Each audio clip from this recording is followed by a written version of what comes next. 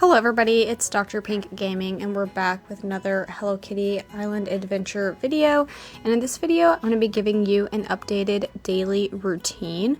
A bit ago, I did post a daily routine video for Hello Kitty and I will link that video below. That one is much better for beginners. I stay clear of any spoilers and I think that video is really helpful. In this video, I'm going to be focusing more on some of the things I prioritize now that I've had a few months into the game. So don't watch this if you're worried about spoilers because I'm not going to stay clear of that. Keep in mind this is also with the thought that I have a full-time job. So my daily routine is trying to be efficient with things that I now prioritize without spending too much time in depth on any storylines. So let's go ahead and get straight into it.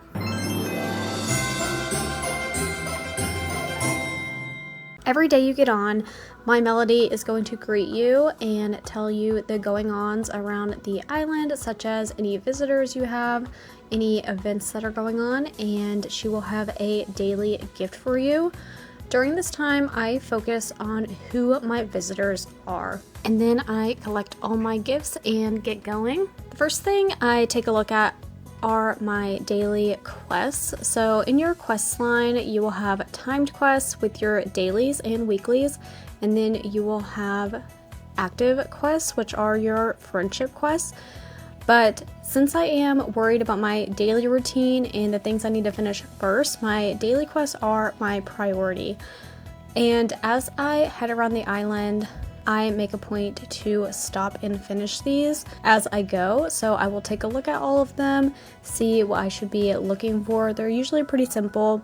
It's also important because if we have any events going on, you will receive event currency when you do finish these quests. Weekly quests, I just make a point to finish those on days I don't have work, and active quests as well whenever I have longer gameplay times. While I'm here, I also make sure to track a quest so that I have it showing as I walk around the island to help me as a reminder of what I need to be focused on. Before I start my general sweep around the island, I do make sure to check my chest. This chest is for any items you've asked your best friends to collect for you the day before. After this, I usually go check on Pochaco and ask him to join me around the island. I do this because he has the Speed Walker ability that I have unlocked. If you need to check on your friend's abilities, they're under the Friends tabs in your phone.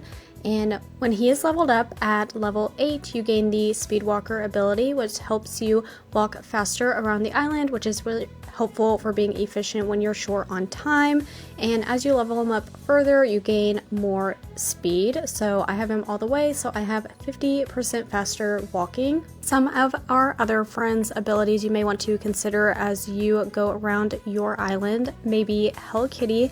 At level 2, you unlock the sous chef ability, where she's very generous and tends to give you food items duplicated as you cook. Then at level 12, you will gain the everyone's friend ability, where whenever you gift another friend, their friendship will grow 10% faster. One I used to use very often was from My Melody, her Big Smile ability, which gains you extra items when gifting to a friend. Then she has the Handy Helper, which has all of your visitor cabins cost one less strawberry crate. Choco Cat is very helpful. At level 5, you gain the Master Crafter ability, where he has the ability to give you duplicates at the crafting table. One I use every day is Tuxedo Sam's Negotiator ability, unlocked at level 13. Has the ability to give you extra items when trading at any shops or event stands. At level 5, with Hangiyodon, you will unlock the Speed Swimmer ability. With the Top Hat at level 9, you will unlock the Pickup Glitch, which is helpful when collecting items around. You have the chance of getting an extra item. All of our friends have different abilities that you may find helpful. Those are the main ones that I find useful or that I possibly use to my advantage every day, as well as everyone who has a golden heart is leveled up to the max, which makes them one of my best friends, which means every day I can ask them to pick up an item from me, which just takes more off of my plate. Then I receive it in the chest the next day. So now that I have my daily info and one of my tasks tagged, I'm going to go ahead and ask Pochaco to come along with me just so I can be quicker since I'm maybe short on time during a weekday. I'm just going to do a general sweep, and what I'm thinking during this is my main things I care about are any event items that need to be collected because my friends cannot collect those for me. And I make sure to stop at any flowers and stock up on those. As I rush my way around the island, I do make sure to just kind of grab things as I pass them, but if they're not an event item or a flower patch, I don't focus on it. But as I pass any friend that I know is a best friend, I will stop and ask them to collect an item for me today. Deciding on the items I wish for them to collect, I think of a few different things. For example, any item that I maybe don't have many of.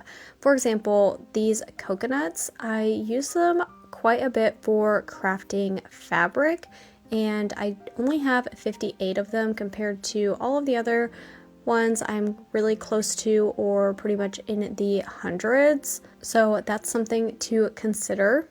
Another thing I consider is maybe an item that I don't necessarily like collecting. For example, the coral milk. I don't love going under the water to swim around because I feel like it takes a long time and compared to other things. So if I'm short of time, I tend to ask for others to collect those. Another item I consider is the sand dollar because even though I have a lot of them, we use sand dollars a lot as a currency in these shops.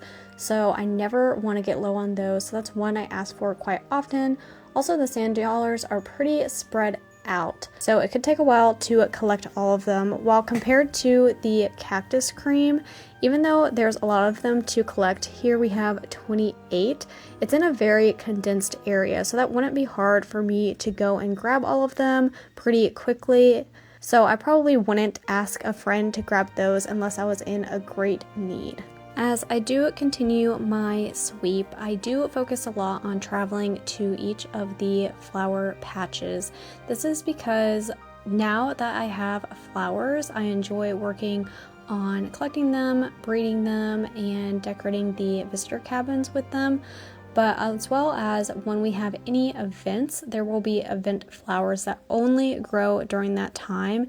And I don't want to miss out on collecting or breeding any new colors of those, so I make sure and grab those along the way. Along with this, as I come across my friends, I will make sure to do any of my daily quests and gift giving that needs to be done. And a daily quest we get almost every day is gifting to our friends, so I make sure to do that real quick. This helps gain you any materials or leveling up friends. Then anytime I finish a quest, I will check and track the next one so that there's always a reminder on my screen of what I may need to be looking out for. You may have noticed that I've been stopping to collect my flowers but not water all of my flower patches.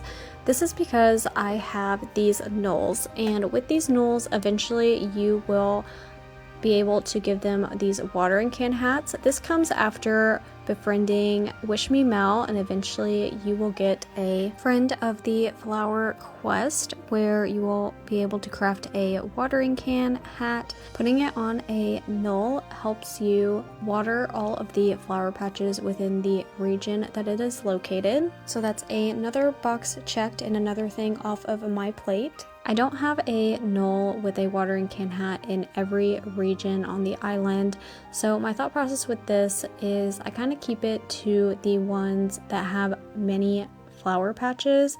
For example, the Seaside Resort has a lot of flower patches, but the Spooky Swamp only has 2, so instead I just water those patches in the Spooky Swamp as I go. I like to prioritize any easy spaces such as the pumpkin patch because all of the pumpkins are in a nice tight area. After I've finished all of my daily quests, I make sure and stop by to talk to any visitors. This is because talking to your visitors gains you gifts because they bring you something every day, and you never want to miss out on an opportunity for them to ask to stay permanently. Here I have Marin, and she is a adorable little turtle. I can't wait until she is a permanent resident, but she is actually not quite ready to stay. And how you do check this, if you go to your visitors tab in your cell phone and find your visitor, they will have a gold star up in their right corner. And the number by it is the level that they are currently at. Once they get to level 5, they will ask to stay permanently. If I have the time, I will ask Hello Kitty to join me around all of our food locations just to prepare gifts for the next day. I try to do this every day just to stay stocked up, but here on our recipe tabs at all of food locations, if you have a friend that has a favorite gift, their icon will be next to it. Here we have Hello Kitty's icon next to the red bow apple pie because that's her favorite gift to receive. Even though I have 9 currently, I like to take the time to just make 3 of each of my favorite gifts so that I stay stocked. The other places you may want to remember to take Hello Kitty to are the soda fountain,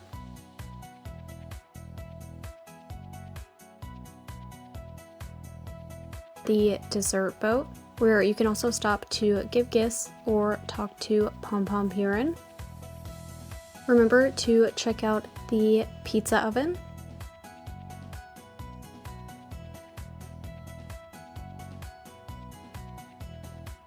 and even though Hello Kitty has a coffee maker in her bakery, I do like to go to the Comedy Club to make sure I talk to Hangyodon and ask him to collect an item for me.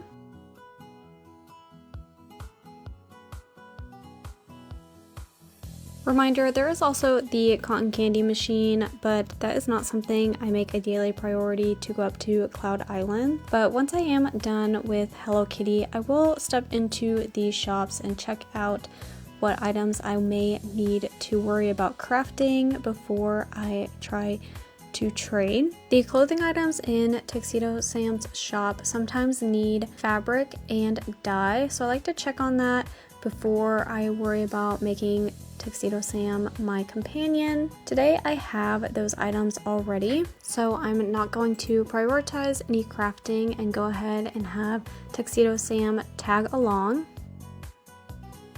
If we do have any events going on, and usually there always is one, I like to prioritize buying the item I don't have yet in the shop versus the event stand. This is because the shop item, there's usually 1 per event and it switches up every day, whereas the event stand has all of the newest event items all event long. So you have plenty of time to buy those, whereas the shops switch up. So I prioritize buying those with my event currency first. And remember that there's also past event furniture items in my Melody shop as well. When I am in the furniture shop compared to the clothing store, I'm not really worried about having duplicate clothing, but I like having duplicates of the furniture items, so I tend to go through and any that I might be low on or that I've been looking for any decoration for visitor cabins or my own home, I like to stock up on. Since I'm already in my Melody shop and I stop by here every day, I will make a point to ask this Noel with his basket hat to collect an item for me the next day, as long as any other best friends in here, which my Melody and my Sweet Piano are already best friends for me. Lastly, with Tuxedo Sam, I will take him to the event stands because he will also give you duplicates there. I will say I don't prioritize buying many event items until it gets very close to the end. Usually only buy 1 a day just because I don't want to run out of that event currency. And lately, Tuxedo Sam has not been very generous with me. I've noticed him and Choco Cat haven't been giving me very many duplicates lately, so I hope they're not mad at me. They're probably hoping I spent some more time on the game instead of hurrying this daily routine as I usually do. A reminder on some places you may want to visit are the Crystal Caves for your fizzy ore, the Icy Peak for your snowsicles, the Sunken Ship for your chocolate coins and other ocean materials, some of the Hot Ruins for extra Cinnablooms. If you do like to head around the Cloud Islands, make sure to grab your star fruits and moon cheese. And I personally always like to take a ride on one of the rainbows because I think it's adorable. Though I don't prioritize them, there are some mini games around the regions, and one of my favorites is the Rockadoodler Roundup, just because I think it's really fun. Some of the areas you may want to stop and turn items in before you log off are the recycling plant, where you have the opportunity to earn dyes, spores to plant, and more coral keys. Another one would be the fishing well. I personally don't prioritize fishing, but you can earn really cool furniture items from here, though it is a bit of a grind and something I save for longer gameplays. So there you guys have it, my updated Hello Kitty daily routine. I have different priorities and a different mindset now when I log in after playing for a few months, especially trying to balance it with work, but I do still like logging in every day and collecting my items, especially with the events. There's always a Hello Kitty Island Adventure event going on, which keeps me motivated to check in because I really want to earn all of those items. Let me know how you guys are enjoying Hello Kitty Island Adventure and if you're still really motivated to log in, and let me know what your favorite thing to do that you like to prioritize during your gameplay, and I'll see you guys in my next video. Bye!